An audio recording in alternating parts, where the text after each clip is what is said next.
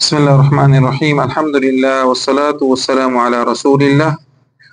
আম্মা বা'দ। সম্মানিত আমার দ্বীনী ভাইরা, আসসালামু আলাইকুম ওয়া রাহমাতুল্লাহি ওয়া বারাকাতুহু। আজকে আমাদের রিয়াদুস সালিহিনের 14 নাম্বার পর্ব নিয়ে আমরা আলোচনা করব।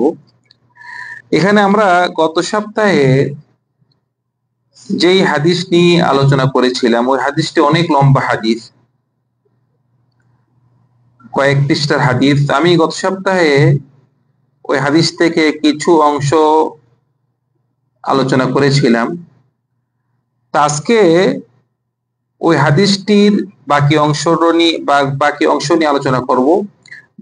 যেহেতু হাদিসটি অনেক লম্বা, হাদিসটির আরবি পড়া আবার বাংলা পড়া অনেক দেরি হবে, সেজন্য আমি শুধু আপনাদেরকে সংক্ষেপে ওই হাদিসটি বলে দিচ্ছি। ওই হাদিসটি ছিল তিনজন সাহাবাকে নিয়ে। কয়জন সাহাবা? তিনজন। ওই তিনজন সাহাবী হলো, একজন হলো কাব বিন মালিক, একজন হলো কাব বিন মালিক, আরেকজন হলো হিলাল বিন উমাইয়া, হিলাল বিন উমাইয়া, আরেকজন হলো মুরারা বিন আর-রবি', মুরারা বিন আর-রবি', হিলাল বিন উমাইয়া, আরেকজন কে? কাব বিন মালিক। এই তিনজনকে আপনার মুখস্থ করতে হলে মক্কা, মক্কা বাস, মক্কা দি মিম দি মুরারা, কাব দিয়ে কাব, আর হা দিয়ে কি? হিলাল। এই তিনজন সাহাবী, ওদের নিয়েই এই হাদিসটি, কাব বিন মালিক থেকে হাদিসটি বলা হয়েছে যে ওরা, এই তিনজন সাহাবী, তারা তাবুকের যুদ্ধে যায়নি। একটি যুদ্ধ হয়েছিল, তাবুকের যুদ্ধ, ওই তাবুকের যুদ্ধতে যায়নি। তো কাব বিন মালিক বলতেছেন যে আমি ওই যুদ্ধতে যাওয়ার আমার খুবই প্ল্যান ছিল, কিন্তু যাব করে মোটামুটি যাওয়া হয়নি। যেভাবে বিস্তারিত আমি আলোচনা করেছিলাম গত হাদিসে, তিনি যায়নি। এবং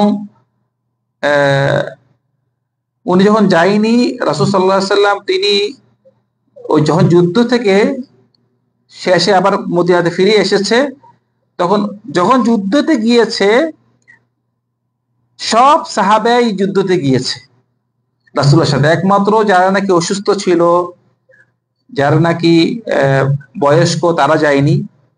আর কিছু কিছু মুনাফিকিনরা যায়নি। তো মুনাফিকিনদের সিস্টেম হলো যে তারা তো বিভিন্ন মিথ্যা কথা বলে রাসূলের কাছে ওযর পেশ করে যে রাসূল আমার এই সমস্যা, এই সমস্যা, বিভিন্ন সমস্যা দেখে যায়নি। তো রাসূল সাল্লাল্লাহু আলাইহি ওয়াসাল্লাম যখন নাকি যুদ্ধর শেষে মদিনাতে এসেছে, তখন মুনাফিকিনরা গিয়ে রাসূলুল্লাহকে বলল যে আমার এই সমস্যা ছিল, আমার এই সমস্যা ছিল। যে সমস্যা বলে রাসূল বলছে ঠিক আছে, সমস্যা নেই, তুমি চলে যাও, কোনো সমস্যা নেই, যেহেতু তোমার সমস্যা ছিল। কিন্তু কাব বিন মালিক তিনি রাসূল সাল্লাল্লাহু আলাইহি ওয়াসাল্লাম কাছে গিয়ে সত্য কথা বলছে, রাসূলুল্লাহ আমি আপনার কাছে যাইনি যে আমার কোনো ওযর ছিল না, ওযর ছাড়াই কি আমি যাইনি। তখন রাসূল সাল্লাল্লাহু আলাইহি ওয়াসাল্লাম বললেন যে এই ব্যক্তি সত্য কথা বলেছে, তুমি যাও, দেখো তোমার জন্য আল্লাহ কি, তোমার জন্য কি আল্লাহ বলে, এর অপেক্ষায় থাকো। তো এভাবে কাব রাদিয়াল্লাহু আনহু তিনি চলে গেলেন। কাবের মতো আরো দুইজন সাহাবী, মারারা এবং হিলাল, এই দুইজন সাহাবী একই কথা বলেছেন। তো রাসূল সাল্লাল্লাহু আলাইহি ওয়াসাল্লাম ওদেরকে শাস্তিমূলক যে অর্ডার এসেছে, ওদের জন্য শাস্তিমূলক বলা হয়েছে যে ওদের সাথে যেন কেউ কথাবার্তা না বলে। এটাই শাস্তি। শাস্তি কি? ওদের সাথে কেউ যেন ওদেরকে বয়কট করে।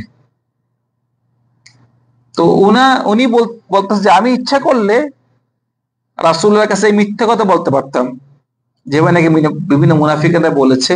কিন্তু আমি মনে করলাম যে আমি যদি মিথ্যা বলি রাসূলুল্লাহকে, রাসূলুল্লাহ আমার কথা মানলো, কিন্তু ওহী আসি তো রাসূলুল্লাহকে জানিয়ে দিই আমার কথা, সেটা আমি মিথ্যা বলবো, সত্যিই বলবো। তো উনি সত্যি বলেছে। তো রাসূল সাল্লাল্লাহু আলাইহি ওয়াসাল্লাম উনি এবং অন্যান্য যেসব আরো দুজন সাহাবী ছিল, ওদেরকে মদিনাবাসী ওদেরকে বয়কট করেছে, রাসূলুল্লাহ সাল্লাল্লাহু আলাইহি ওয়াসাল্লাম বলছে ওদের সাথে কেউ সম্পর্ক না রাখে, কোনো কথা না বলে। এটা কিন্তু অনেক বড় একটা কষ্ট।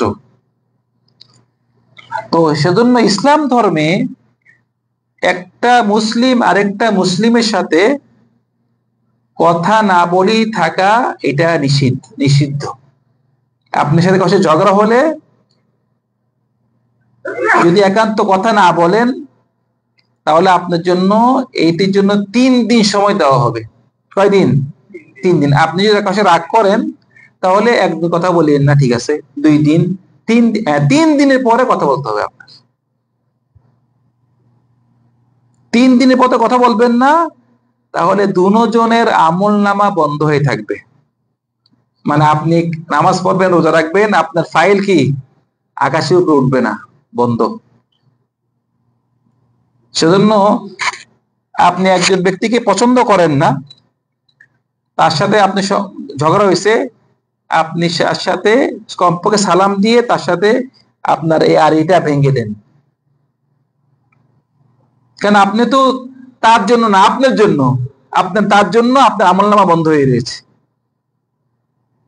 সেজন্য খুব দুঃখ লাগে বর্তমানে সমাজে ভাই ভাই, আপন ভাই, ভাই বোন, চাচাতো ভাই, মামা খালা সম্পর্ক নেই, ঝগড়ার জন্য বছর বছর সম্পর্ক বিচ্ছিন্ন। সম্পর্ক বিচ্ছিন্ন হওয়ার জন্য দুজনেই ক্ষতিগ্রস্ত, দুজনের আমলনামা বন্ধ হয়ে রয়েছে। আর শয়তানের সিস্টেম কি জানেন? শয়তানের সিস্টেম হলো, শয়তান দুজনকে আসি পাম দিবে। আপনাকে আসি বলবে যে ভুল তো করেছে ও, তুমি কেন ক্ষমা চাবা, ও তোমার থেকে যেন ক্ষমা চায়। আবার আর ওকে যে বলবে ভুল করেছে ও, তুমি কেন ক্ষমা চাবা। দুজনকে পাম দিবে, মানে দুজন না আমিন। কিন্তু ইসলাম ধর্ম বলতেছে ওয়াখাইরুহুম আল্লাযী ইয়াবদাউ বিসসালাম, যে নাকি প্রথমে সালাম দিবে সেই কি উত্তম। সেজন্য যদি আপনাদের পার্সোনাল কোনো ঝগড়া থাকে, যদি কথা না বলেন, তাহলে আপনার জন্য 3 দিন সময় দেওয়া হবে। 3 দিনের ভিতরে আপনি হয় 3 দিন কথা না বলেন, 3 দিন, 3 দিন থেকে বেশি কথা না থাকতে পারবেন না। কিন্তু যদি সরকারি ভাবে কাউকে শাস্তি দেওয়া হয়, কোন একজন ব্যক্তি কোন একটা ভুল করেছে, ওই ভুলের কারণে সমাজ তাকে শাস্তি দিচ্ছে, তখন তো এটি 3 দিন নেই, এটা যদি 1 মাস 2 মাসে কোনো সমস্যা নেই। কিন্তু ব্যক্তিগতভাবে কয়দিন? 3 দিন। তো এখন এই কাব এবং ওনার যে দুই বন্ধু, এই 3জনকে রাসূল সাল্লাল্লাহু আলাইহি ওয়াসাল্লাম বলেছেন বয়কট করার জন্য, ওদের সাথে কেউ কথা না বলে। কাব বলতেছে আমি মসজিদে যাই, নামাজ পড়ি, কেউ আমার সাথে কথা বলে না। রাসূলুল্লাহকে সালাম দিয়েছি, দেখি রাসূলুল্লাহকে সালাম উত্তর দিল নাকি দেয় নাই, মুখ নাড়লো নাকি, আমি দেখি শুধু। রাসূলুল্লাহ আমার দিকে তাকায়, আমি যদি তাকাই রাসূল আমার থেকে চোখ ফিরে ফেলে। মানে অনেক বড় একটা মানসিক একটা অনেক বড় শাস্তি। আপনি সমাজে থাকতেছেন, কেউ আপনার সাথে কথা বলে না। এই সময় খ্রিস্টানদের দেশ থেকে কাবের কাছে একটা চিঠি পাঠানো হয়েছে। এক দেশে বাদশাহ, চিঠিতে লেখা যে কাব, আমরা শুনতে পেরেছি যে তোমার বন্ধু মানে মুহাম্মদ সাল্লাল্লাহু আলাইহি ওয়াসাল্লাম তোমাকে বয়কট করেছে, তোমার সাথে সম্পর্ক রাখেনি, তুমি আমাদের কাছে চলে আসো, আমরা তোমাকে সম্মান দিব, তোমাকে ওদের তোমাকে সম্মান দিব, তুমি আমাকে চলে আসো। তো কাব বললো এটা হলো আরেকটা পরীক্ষা। কাব এই চিঠি নিয়ে চুলাতে পুড়ি ফেললো। এইভাবে ওদের অবস্থা মানে খুবই কষ্ট, সমাজে ওদের সাথে কেউ কোনো সম্পর্ক রাখেনি। এবং উনি তো মসজিদে যেত, মানে হিলাল বিন উমাইয়া, উনি বয়স্ক, উনি মসজিদে যেতে পারতো না, বাসায় থাকতো। এভাবে যখন 40 দিন হয়েছে, 40 দিন পরে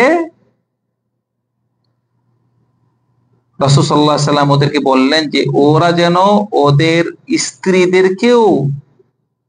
স্ত্রীদের সাথে সম্পর্ক না থাকে। যখন কাবকে বলা হলো যে তুমি আমাকে রাসূল সাল্লাল্লাহু আলাইহি ওয়াসাল্লাম আদেশ করেছেন যে তুমি তোমার স্ত্রীকেও বয়কট করো,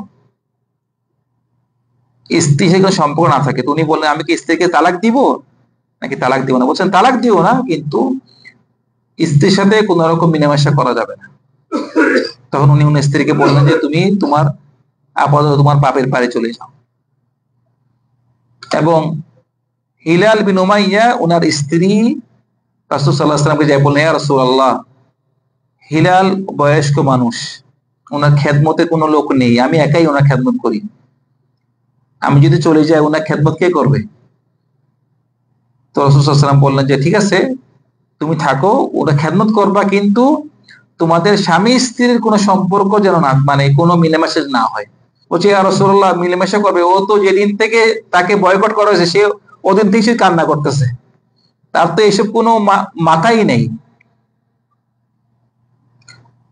তো এভাবে তাদের অবস্থা যাচ্ছে। 50 দিন হয়েছে। 50 দিন হওয়ার পরে রাসূল সাল্লাল্লাহু আলাইহি ওয়াসাল্লামের কাছে ওই আসলো যে ওয়ালা সালাসাতিল্লাযিনা খুল্লিফু, এই আয়াতগুলো নাজিল হয়েছে যে এই 3 জন সাহাবের নামে, যে ওদের 3 জনের তওবা আল্লাহ সুবহানাহু ওয়া তাআলা কবুল করেছেন। মানে 50 দিন শাস্তির পরে ওদের তওবা আল্লাহ সুবহানাহু ওয়া তাআলা কবুল করেছেন। এবং উনি যখন নাকি এতদিন ওনাকে সবাই বয়কট করেছিল, যখন উনি এখন রাস্তায় যাচ্ছে সবাই ওনাকে মোবারক জানাচ্ছে, মোবারক তোমার তওবা কবুল করেছে, সবাই ওনাকে মানে মোবারক জানালো। এবং রাসূল সাল্লাল্লাহু আলাইহি ওয়াসাল্লামের কাছে এসে বললেন, রাসূলুল্লাহ, আমি যেহেতু আমার তওবা আল্লাহ কবুল করেছে, আমি আমার সম্পদ সব দান করে দিব আল্লাহর রাস্তায়। রাসূল মানে তুমি সব দান করিও না, কিছু সম্পদ তোমার কাছে রাখো। রাসূল সব দান করতে নিষেধ করলেন। তো এইটা মানে এই যে 3 জন সাহাবার কথা এনেছে, এই 3 জন সাহাবার কথা আনার উদ্দেশ্য হলো ইমাম নওয়ীর, যে এই 3 জন সাহাবী তারা পাপ করেছিল। কি পাপ করেছিল? তারা যুদ্ধে যায়নি, রাসূলের সাথে জিহাদে যায়নি, কিন্তু যারা তওবা করেছে, এই তওবা আল্লাহ সুবহানাহু ওয়া তাআলা কি কবুল করেছেন। এই তওবা নিয়েই, যেহেতু তওবার বিষয় এসেছে, ইমাম নওয়ী এই হাদিসটি, এই এত লম্বা হাদিসটি এই কিতাবে এনেছে। তো আমরা সেজন্য এই হাদিসটি, যেহেতু অনেক লম্বা হাদিসটি পুরা আরবি পড়িনি, হাদিসটি শুধু বাংলাতে আমি সংক্ষেপে আপনাদেরকে জানিয়ে দিলাম যে সাহাবাদের ঈমান যে কত শক্ত, ওরা সত্যর উপরে যে কত ছিল। মানে কাব বিন মালিক তিনি মানে অনেক বড়, মানে উনি কথার মধ্যে বলতে, আমি মানে কথা যখন বলি অনেক বড়, আমি একজন মানে বক্তা, কথা বলতে পারি, ইচ্ছা করে আসলে কি মিথ্যা কথা বলি, অনেক বুঝাইতে পারতাম, কিন্তু আমি তাও বলি না, আমি সত্য কথা বলেছি, আমাকে সত্যটা আমাকে বাঁচিয়েছে। ওদের যখন নাকি ওরা অন্তর থেকে তওবা করেছে, আল্লাহ সুবহানাহু ওয়া তাআলা তওবা কবুল করেছেন, এবং ওদের 3 জনের কথা কোরআনে আল্লাহ সুবহানাহু ওয়া তাআলা নাজিল করেছেন। তো এই তওবা নিয়ে আমরা হাদিস জানতে পারলাম। ইনশাআল্লাহ আমরা এর পরে পর্বতে অন্য হাদিস নিয়ে আলোচনা করব। আল্লাহ সুবহানাহু ওয়া তাআলা আমাদের সবাইকে বেশি বেশি তওবা করার তৌফিক দান করুন। সাল্লাল্লাহু আলা সাইয়্যিদিনা মুহাম্মদ ওয়া আলা আলিহি ওয়া সাহবিহি আজমাইন। আসসালামু আলাইকুম ওয়া রাহমাতুল্লাহি ওয়া বারাকাতুহু।